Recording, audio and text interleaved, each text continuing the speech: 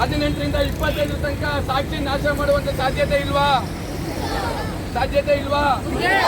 ಅದಕ್ಕೆ ವಿದ್ಯಾರ್ಥಿ ಪರಿಷತ್ತು ಈ ಘಟನೆಯನ್ನ ಖಂಡನೆ ಮಾಡಿದೆ. ಈ ಘಟನೆಯನ್ನ ಖಂಡಿಸಿ ರಾಜ್ಯ ಸರ್ಕಾರಕ್ಕೆ ಎಚ್ಚರಿಕೆಯನ್ನು ಕೊಡ್ತಿದೆ. ಯಾಕೆ ಅಂತ ಹೇಳಿದ್ರೆ ರಾಜ್ಯ ಸರ್ಕಾರದ ಭಾವನೆ ಯಾವ ರೀತಿಯಾಗಿದೆ. ಈ ರಾಜ್ಯದ ಮುಖ್ಯಮಂತ್ರಿಗಳು ಬಹುಶಃ ಇವತ್ತು ಮಂಗಳೂರು, ಉಡುಪಿಯಲ್ಲೆಲ್ಲೋ ಸುತ್ತೋಡಿತಾ ಇದ್ದಾರೆ. ಅವ್ರು ಅರ್ಥ ಮಾಡ್ಕೊಬೇಕು, ಸಂವಿಧಾನವನ್ನ ನಾವು ಸಂರಕ್ಷಣೆ ಮಾಡ್ತೀವಿ, ಸಂವಿಧಾನವನ್ನು ನಾವು ಸಂರಕ್ಷಣೆ ಮಾಡ್ತೀವಿ ಅಂತೇಳಿ ಅಧಿಕಾರವನ್ನ ವಹಿಸ್ಕೊಂಡ್ರು. ಸಂವಿಧಾನದಲ್ಲಿ ಆರ್ಟಿಕಲ್ 19(1)A ಏನ್ ಹೇಳುತ್ತೆ? Freedom of speech and expression ಪ್ರತಿಯೊಬ್ಬ ಪ್ರಜೆಗೆ ಈ ದೇಶದಲ್ಲಿದೆ.